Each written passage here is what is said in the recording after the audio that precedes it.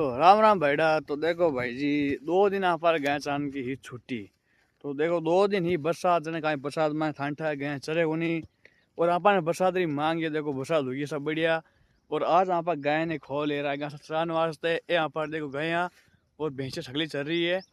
और अब बार भी यहाँ मतलब मौसम बहुत ही बढ़िया मौसम है भाई, ठंडो बादल छाया हुआ है और मतलब फुहारा पड़े मियाँ मियाँ। ये देखो यहाँ पर सब गाय चल रही है सा। देखो घास भी लीलो हो जाए, फसलानी भी हाथ आ जाए और जमाना भी बढ़िया हुई। देखो बरसात हो जाए तो इंद्र भगवान मेहर कही सा। ठीक सा भाई जी आज आप आएगा सा गाय चारण वास्ते 2 दिन आप घर ही आसा हुको चारण नकी गाय ने तो आप 2 दिन छुट्टी रखी। ठीक सा भाई जी।